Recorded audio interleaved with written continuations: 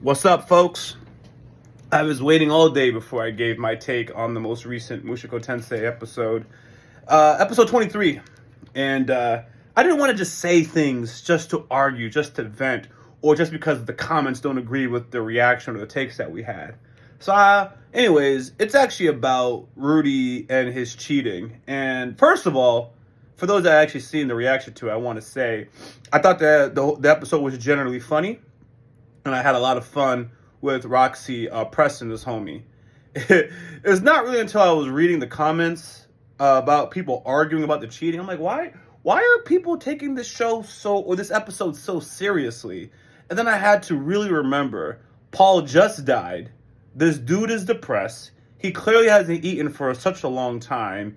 And the sexual act that Roxy did was truly therapy rehabilitation. Now, I said it to mean, but honestly, I always knew this. Mushoku Tensei uses sex differently than typical shows. Like, it doesn't just have sex for the sake of having sex. You have a mental problem, now you're having sex, right? You want to have sex, but now you have EDs, now you have to solve that before you can have sex again. Like, they have sexual scenes or sexual themes in there, but it's not just for the sake of lusting and jerking off to these scenes. Like, they actually carry some type of real consequence or real thing that you're going through. Like, Rudy is getting these baddies, but at the cost of depression or something like that. So I very much understand that it's there. People are saying that the light novel left out so much in the episode. And I guess if the light novel had included certain things more, not that I've read it, just hearing what you guys say, it would have shifted the tone for people like me to be, I don't know, mad, sad. I don't actually know what people wanted. But whatever I saw doesn't mean I don't understand the situation. It's very clear that this homie was depressed, and Roxy really did what she had to do to lift this homie up from depression, and so he could eat. Like, it's as if he was going to die without getting the pum pum from Roxy. Like, literally, she saved his life. He was not eating. He had no motivation to eat, and that's that. So anyways, what I wanted to say is people are acting like this dude didn't cheat. And that's the most fascinating group of people there. I said he cheated. I just don't care that he cheated. Now, y'all can judge me, but we're going to circle to that later. But I don't make excuses and say, oh, he didn't cheat, or oh, he was down and out. This dude was. We have certain rules, and by the way, this is a fictional show, so you can't even... Remember, they have different churches, so certain things, we can't insert our own morality. But using our world logic that we have in our world, he was not drugged, he was not under the influences, he was not strapped up to something, and, it was like someone like Ghislaine forcing himself. Look at Roxy's body size. Look at her. Come on, man. Come on. He allowed her to do whatever because he was in a mentally depressed state. I don't know about you guys. He was in a very, very bad shape, but I can't just be saying, oh my God, my YouTube channel, something's wrong, so I slept with, I don't know, the neighbor babe. I was going through something. I didn't know I was going to take care of my family, so I slept with somebody, and I was truly, truly mentally distraught. You guys are going to say that's not the same, but I'm trying to tell you, there is no mental state that I know of without being drugged that you can articulate to your significant other as a way of saying that was not cheating. If you were and here's the other thing. You can hardly use drugging as an excuse if you were somewhere where you weren't supposed to be. That's just an example. So, like, if you're out and about and you get drunk, okay, you're literally under the influence. But if you cheat, you're going to be held accountable, because why were you out there drinking? Shit, I'm going to say, even if I'm in the place where I'm supposed to drink and I F around and find myself in the bad situation, I have cheated. What I find interesting about people, I feel the reason why people don't want to label it as cheating, because they're trying to save Rudeus's character from being scum. They like Rudy, so if they label him as a cheater, it affects their values. And I'm here to tell you, because you're watching a show, you don't got to worry about your values to a certain degree. We like Joker. We like Lex Luthor. We like Thanos. We like Magneto. I mean, we like Muzin. Y'all like Muzin. We like Aizen. We like fictional characters who are bad. We like the homie Eren. Do we like Eren? Let me know. So you don't need an excuse for this character. He cheated on his wife and we accept him. Sometimes good people do bad things. This is the way the world works. And it's not my spouse, so I don't have to worry about him. He is my anime friend, so to speak. And I would say, hey, anime friend, you shouldn't have cheated on your wife. But I already understand because it's Roxy. And the reason I was going to let it slide is because I already knew you worshipped her. Your goddess descended on you. Like, I don't want to do blasphemy. But in the monotheistic religions, imagine the Messiah coming down. And we all know it's the Messiah. And, you know, these ladies sleep with the Messiah, right? I'm not going to call out anyone's particular face because it gets really blasphemous. It's like, yeah, the Messiah chose you. You don't say no to the Messiah, right? So, knowing Rudy, knowing everything, I'm like, yeah, there's a yeah, I just let that slide, man. We don't have to deal with that in real life because the Messiah doesn't happen to descend on people. We don't deal with Zeus coming down on people. That doesn't happen as far as we know it, or we don't see it. We just read about it, and many of us believe in these things, and that's perfectly acceptable. So that's what Rudy went to. It's a scenario that, to me, doesn't fit the scenarios that I would encounter in real life, which has been Mushoku Tensei in a nutshell. From episode 1, you can never really put your own morality and ethics into Rudy's world because it's apples and oranges. I've said it in the reaction, I'll repeat it again. The very fact that Rudy is reincarnated with the memories of his previous life, so he's mentally 40, but he's 1. But then you're going to say he's not really 40 because he never really developed there, so he's not 40. He was basically 16 when he died, so he's a 16-year-old in a 1-year-old body. The fact that as a 1-year-old, he can't go after other 1-year-olds because he has the mentality of a man, but as a 1-year-old, he couldn't. Well, let me not use a 1-year-old, because 1-year-olds can't go after anybody. As a 12-year-old, he can't go after other 12-year-olds because if he does, he has the mind of an older person. So that's weird. But he can't go after Ghislaine because she's a physical, mature woman. That's also weird. So all of Rudy's scenarios, for the most part, just not applicable to me. On top of that, he's in a world where they have multiple, all right, so in the United States, there's one way of believing. There's no polygamy, end of story. We're done with it. Don't have to keep talking. Rudy exists in a world where polygamy and, I don't know how to say one marriage, but basically one partner, multiple partners, that all exists. And people believe in different things. But across the world, I guess technically in our world it does too, but I don't travel. I'm not an adventurer. I only stay in America, so it only matters what America thinks. And if another country doesn't have the same values as me as an American, what do? We go over there, we topple their government and change their values. So as an American, I actually don't have to worry about the values of anybody else in this world because we just go over there and change it and make it our values. You don't believe in freedom?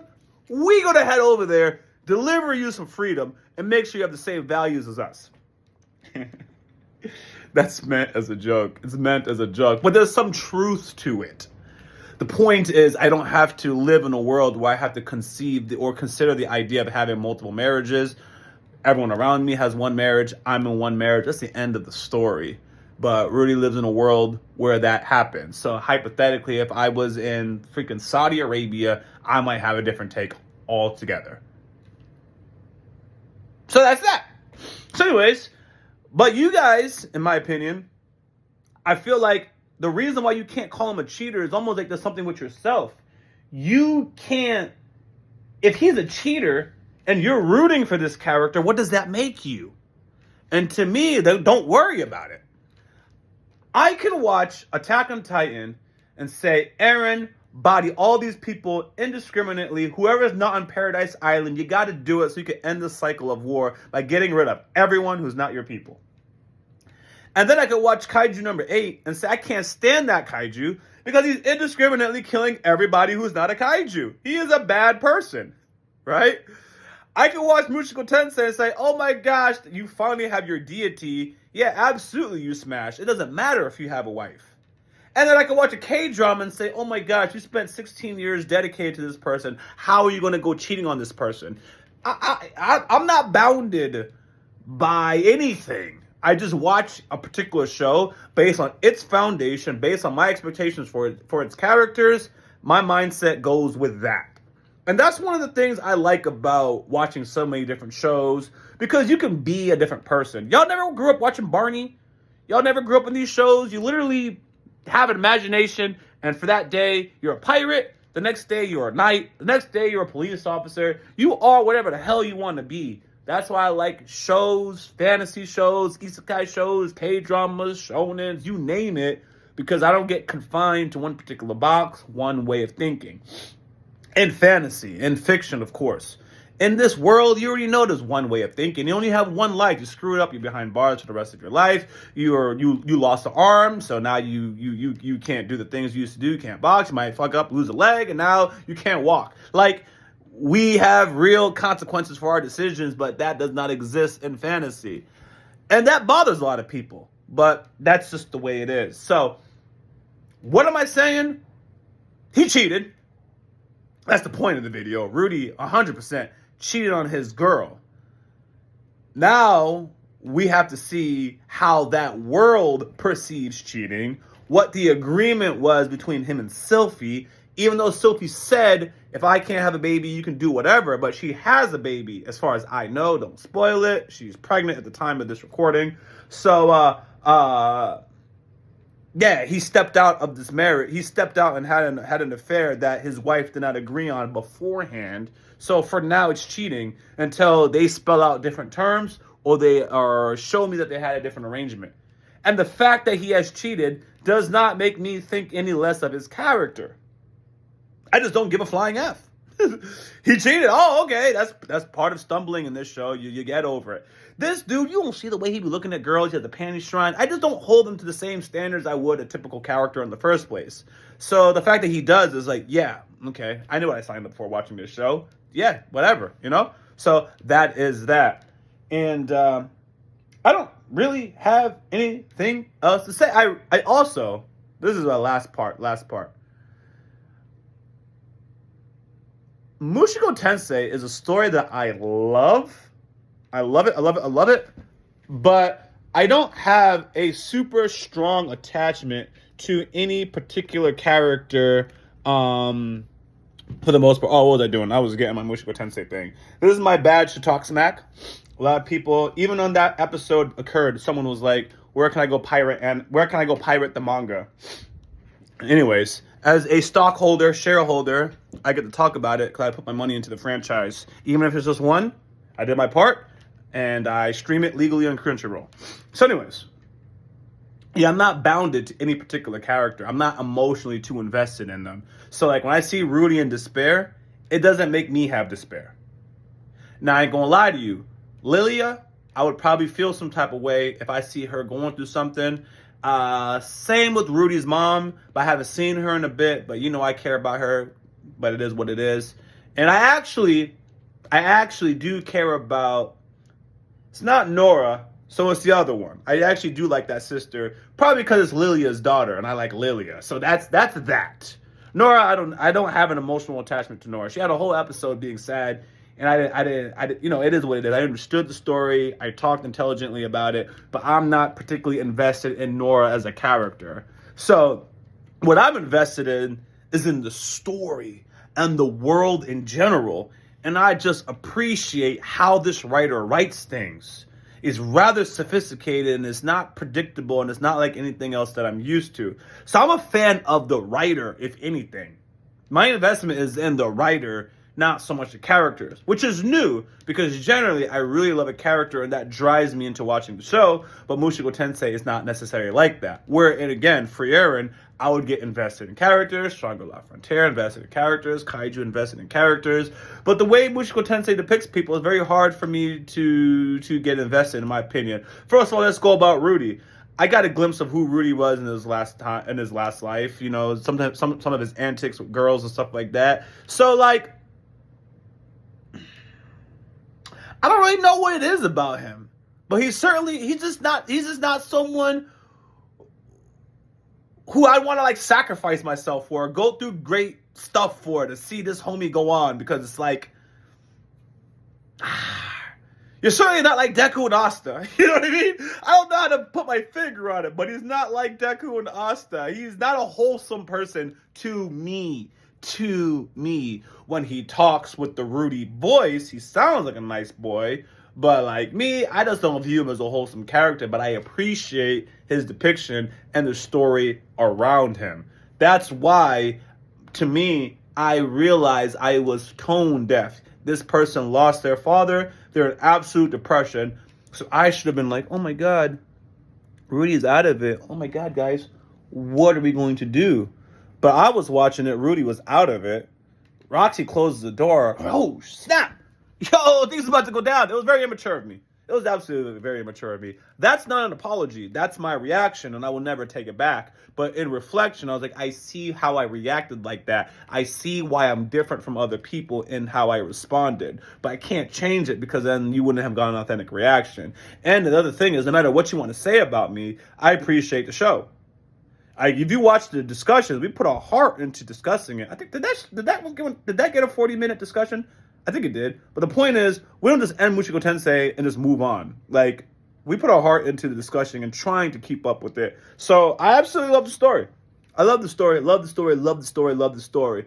And I could watch people absolutely get bodied in the story and still have a great time. Sometimes that might be sad. That's about it. I like Sylphie, by the way. Great girl. I have no problems with her.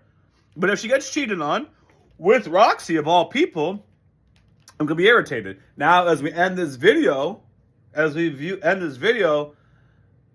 already getting ready for Eris. I'm just getting ready for Eris. But I'm probably going to be mad. I let Roxy slide, but I don't think I will let Eris slide. I don't. So I'm just going to get ready for it because I can see what they're cooking. I'm not dumb. And we'll just have to wait. But I'm not with that one. So I'm also biased. I also have bias. I like Roxy. Not for me. She's not my waifu, but I already know she's the holy one. Anyways, this is a 17-minute video. You have to have no life to make it to the end of this video. Just like I had no life to sit here talking about it. Anyways, much love to anyone who cares. Rocklee, I'm out this mug.